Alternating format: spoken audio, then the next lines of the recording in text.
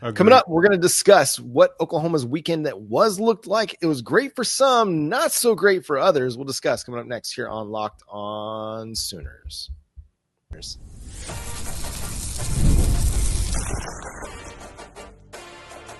You are Locked On Sooners, your daily podcast on the Oklahoma Sooners. Part of the Locked On Podcast Network, your team every day. Again, thanks for making Locked On Sooners your first listen every single day. Shout out to all the everydayers out there. We're going to start on a high note, Jay. Let's talk Oklahoma softball because, man, they had another great weekend. 4-0 in the Getterman Classic down in Waco. 4 run rule wins. Outscored their opponents by a large margin and capped it off with Sam Landry's perfect game on Sunday in an 8-0 win over Baylor. The Sooners are 10-0 on the season, and half their wins are by run rule. There were a lot of questions coming into this season about, can this team go? Because this is what, 4P going for a 5th? Is it a possibility? Will they have the talent for it? Especially in the pitching. That has been like the biggest. It's like the only thing I saw on social media. And I don't even know a lot about softball. I know enough to be dangerous and enjoy it. I go to some games out there in Love when it's warmer. I'm not going in the cold. I'm sorry. I don't like the cold like that. I like the cold, but I don't like the cold to be sitting outside in the cold. But I digress. But just watching the way that they dominate, 10-0, 86 runs to 15 runs in their 10 games. John, that's absurd. Yeah. They're just putting up more records and more experience out there. And then the pitching has actually been a big strength. Yeah, so far, this team is a young team. I mean, a lot of freshmen are getting a lot of time on this team, and your sophomores, Cassidy Pickering, Ella Parker, are kind of the leaders on your team. You have one significant senior in Sydney Sanders, who is hitting really, really well right now. But this past weekend, Ella Parker continued to mash. Like, just every single game, she is the instigator, the initiator for the Oklahoma Sooners offense. In their win in every game this weekend, she had a hit in the first inning. That's just how important she is to the top of the lineup. She's hitting almost 650 on the season after hitting 750 this weekend.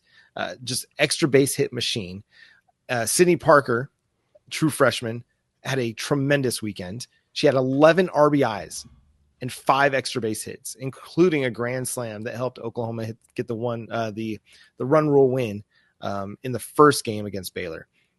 And again, like you mentioned, the pitching, there have been some ups and downs so far to start this season, but as a unit, this group is pitching really, really well. They're only allowing 1.6 runs per game so far through 10 games.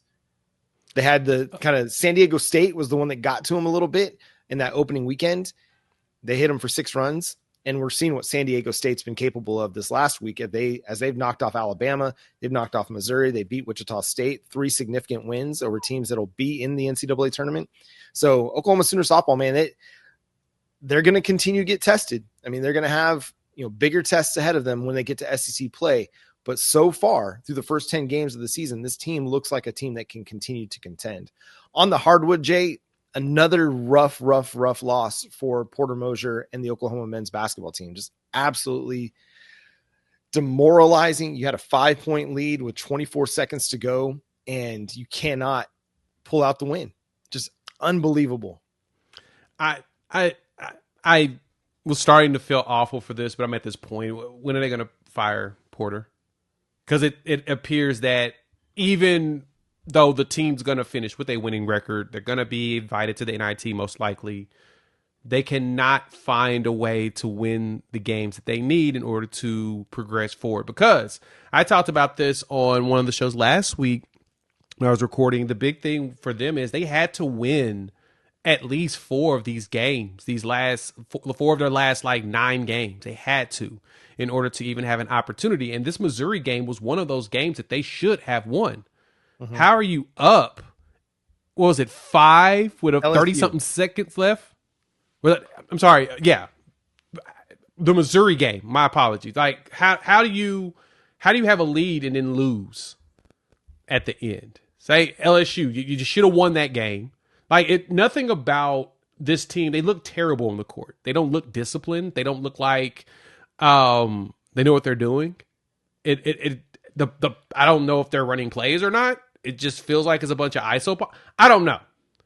But at this point, I think we're done with Porter. I think I hate to say it, it's done. It's got to be. And even with the way he put this roster together and was able to bring together, getting Jeremiah Fears and everything, players leave and they kind of flourish other places too. It's not a good look. It's not a good look. Yeah, sorry, I totally forgot about the Mizzou game as you were mentioning. Yeah, like that was another disappointing loss that you were just completely outclassed and outmatched in that one. And then you go to have the LSU game where you have a chance, and that was one you had to have. Like you had to have that game. There was no ifs, ands, or buts about it because you have 5 games coming up against teams in the top 25. You're only 2 games against unranked opponents to finish the season were against LSU and Texas. You lost to LSU. Texas beat you earlier in the year, and these next 5 coming up against ranked opponents. I mean, you have a chance. There's a chance that you could finish on a terrible losing streak. Yep. And I'm not generally one to sit here and call for people to be fired, but it's time to move on. Like it's going to be time to move on. They may let them finish out the season, but it's going to be a total reset for Oklahoma basketball. It's uninspired play. They look frenetic. Porter Moser looks frenetic on the sideline. He doesn't look under control. The team doesn't look under control in key moments, and they turn the ball over way too much. They don't have enough guys that can handle the basketball. Jeremiah Fears, Dayton Forsythe, that's about all the guys that you have that you feel comfortable handling the basketball. Jalen Moore to an extent, but outside of that, guys are just kicking the ball off their foot way too often, and they don't seem to have a plan a lot of the times. If the first shot's not there, they don't have a secondary option. And when they're not hitting their shots, there's nothing that the offense can do. It's too reliant on the 3 ball. And even when they rebound well, they can't take advantage of it because they can't shoot consistently enough. It's just not a good basketball team. And I totally understand why people aren't wanting to show up. Listen, I live 3 hours away. I'm not going to sit here and throw stones at folks for not showing up to watch Oklahoma basketball on a Tuesday or Wednesday night. I totally understand. There's a lot that people have going on. At the same time, your team's got to win. If you want to put people in the seats, the best way to do it is to provide inspired play.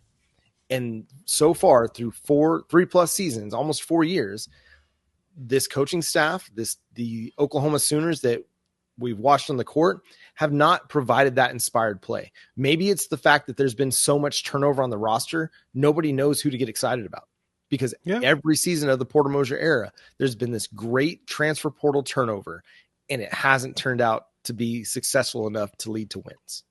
No, and you're 100% right there. That's the hard part is though, even with college basketball is if you get a good enough player, they're going to only last a year anyway.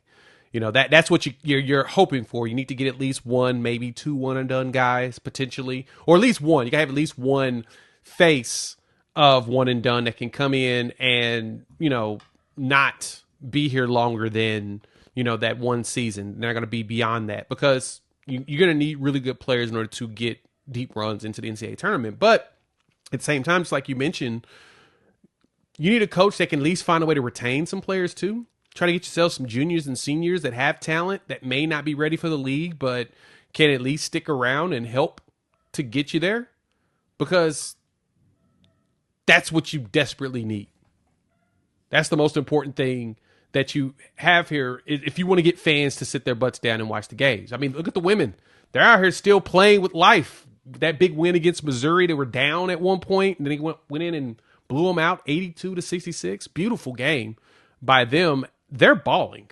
They're balling hard. Now, they're not the tops of the SEC because the SEC is very, very top heavy with teams, but they're still inspired play, just as you mentioned. The men aren't giving us that at all. Like, it just doesn't feel like they care for the most part. Now, I mean, I know they're trying, and I know they're putting in effort because still, no matter what, a lot of them are still have aspirations to go to the league, so they still have to put the effort in, but the coaching just isn't there to help. And so they got some work to do on that. At this point, like I said, it's time to move on from Porter.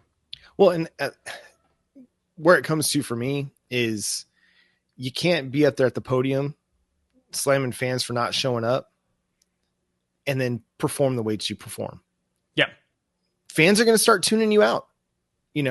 Like they don't want to watch a team turn the ball over 18 times and then have the finger pointed at them, at the fans. Yep. Like that's not how you rally a fan base, in my opinion. The way you rally a fan base is the way I feel Jenny Baranczyk has, right? Like I feel like she's done a good job at promoting her girls, promoting her team, promoting women's basketball, trying to encourage people to come out, and not just because it's a rivalry game or whatever. She just wants people to come out and watch the team. Yep. At the same time, she's created a brand of basketball that's fun to watch. It's exciting to watch. They get up and down the floor. They will take as many shots as they possibly can in a game. It's very much alike to the Dallas Mavericks of the early 2000s under Don Nelson. Is up-tempo basketball where we're going to play a fast pace and play exciting brand. Just not feeling that right now with Porter Moser. And they've got to, this next hire, they got to figure out how to create a brand of basketball that's going to be entertaining for the fans to want to come out to Norman to watch. For better or for worse, there's competition in town with the Oklahoma City Thunder, and you got to figure out a way to attract an audience to partake in that. And that's going to do it for today's episode of Locked On Sooners. Thanks so much for tuning in, being a part of the show. Subscribe to the show wherever you get your podcasts. We're free and available on all podcast platforms and on YouTube. So hit that subscribe button and that notification bell to let you know when new episodes drop. Follow Jay at Unfair Sports. Go check out his channel, Unfair Sports, over on YouTube. You can follow me at John 9 Williams and read my work covering the Sooners over at SoonersWire.com. But until next time, he's Jay Smith. I'm John Williams. Boomer Sooner.